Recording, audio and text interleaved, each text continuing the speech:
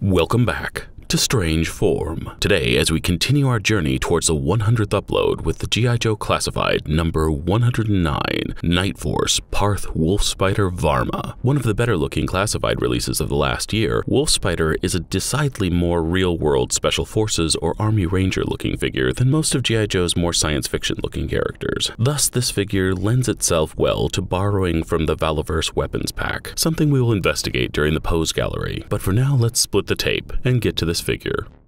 Inside, we have the figure with the now retired portrait backdrop and the newer plastic tie-downs rather than the paper twine, as well as the G.I. Joe loot crate. The box art on this one is really well done and something I'm going to miss, but in-box collectors have won the day. And I, for one, welcome our new plastic overlords. Varma is supposed to be 6'2", or 159 millimeters, and I was thinking about this the other day. Most of the male G.I. Joes come in really tall, somewhere between 6 foot and 6'5". They do have some under 6 foot characters like Tunnel Rat, who is supposed to be 5'9". However, again, the standard seems to be over 6 foot. But I guess the Joe team recruiters also act like the Ford modeling agency when it comes to the female recruits, as I don't think that there's one that's supposed to be under 5'7", and most coming in at 5'9".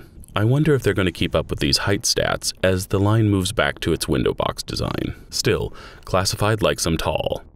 My first impressions are really good. The character has a great bulky look with lots of nice outfit details. I can really see this one being a modifier's dream, as he would definitely be good as a Special Forces team builder, especially if coupled with Shockwave. As for accessories, Wolf Spider here comes with a fair amount that have a good amount of paint detailing, which is great because we often get one-tone backpacks and weapons. First up, we have his pistol.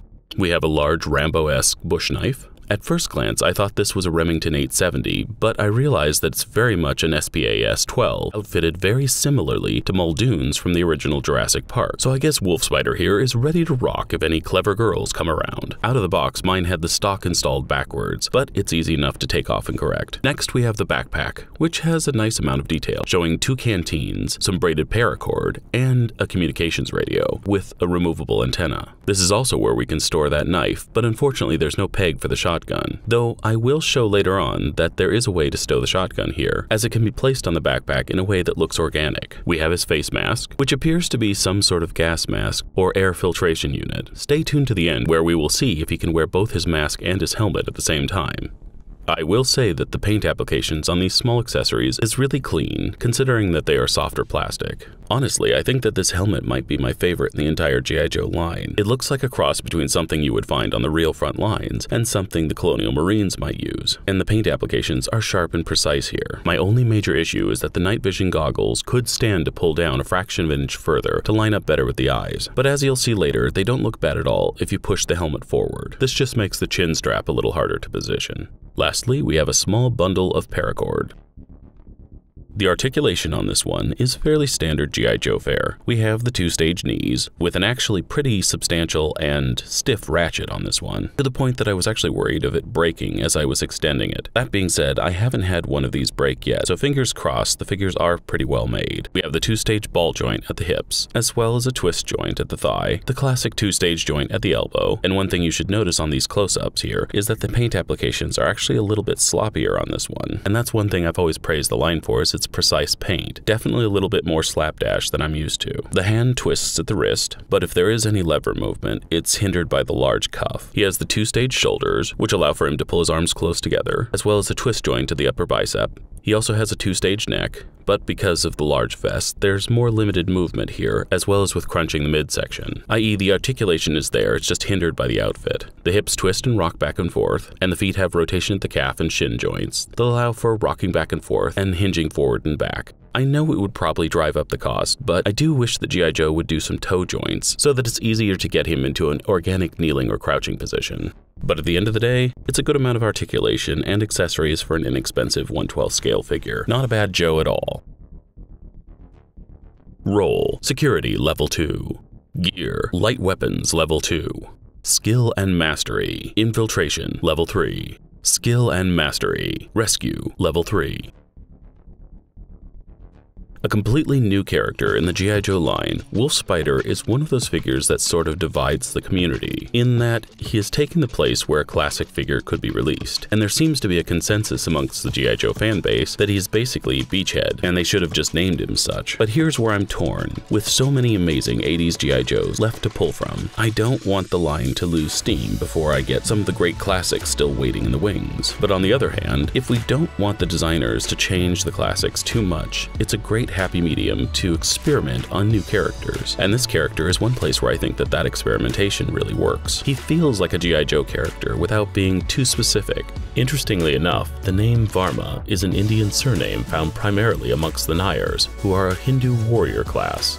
The first name, Parth, comes from the Sanskrit word Partha, signifying royalty among other things. Parth was also the nickname of the hero Arjuna in the Indian epic Mahabharata, meaning person who never misses his target. The Hasbro character dossier has described Parth Varma as hailing from a family of doctors, but an intense desire for action pushed him to train as a helicopter EMT and then as a Coast Guard aviation survival technician. After seeing his daring rescues, G.I. Joe recruiters honed his zeal for thrills with modified SPIE and para-rescue training, crafting him into an exfiltration expert. Never missing his target, Wolf Spider drops from the heavens to evacuate fellow Joes from the most dire situations. This description fits the G.I. Joe world perfectly, but unfortunately doesn't fit his accessories as well. I don't think that a covert exfiltration specialist would be swinging into battle with a heavy, burly, and loud SPAS-12 shotgun, but more likely a suppressed M4. And again, I would also like to see something like a suppressed H&K SOCOM as his sidearm, and maybe a few medevac-specific accessories. But that's the magic of living in an era that's swimming with 1/12 scale accessories. I'm not hamstrung by Hasbro's dossier or accessory loadout, and I definitely feel more comfortable re-outfitting characters that aren't really part of the world canon. In other words, a new figure like Wolf Spider here allows for me to play a little bit more with my imagination when it comes to outfitting him. Other than those few accessories, the only other thing I would change design-wise would be to nix the yellow in favor of much less sniper fire drawing blacks or maybe greens, but even that doesn't bother me too much because he's an exfiltration expert and thus should probably be easily seen by those being evacuated. What do you guys think? Do you like him outfitted with all his original gear, or do you think he needs a kit upgrade?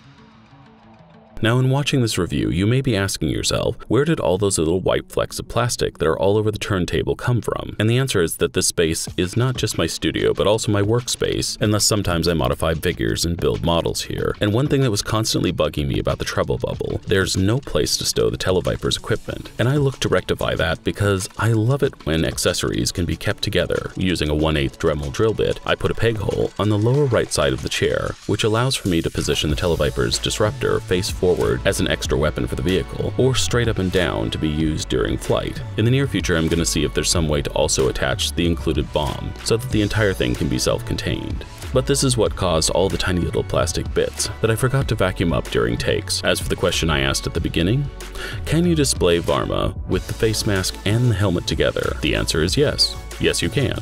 Quite easily, in fact. Though the night vision goggles don't pull down as well, I actually think that these were designed to go together, as the helmet brim rests perfectly on top of the face mask. It took a little shimmying to get the chin strap over, but the end product looks pretty good, and I think this is how I'm going to display him. Though this one doesn't inspire the nostalgia of other classic releases, I have to say that he's up there as one of my favorites overall. This is definitely a quintessential Army guy, and, in my opinion, worth picking up. Now, I hope you enjoyed this 50th full-length video and 99th upload overall, and will join me next time for the 100th. And as always, remember, never stop collecting.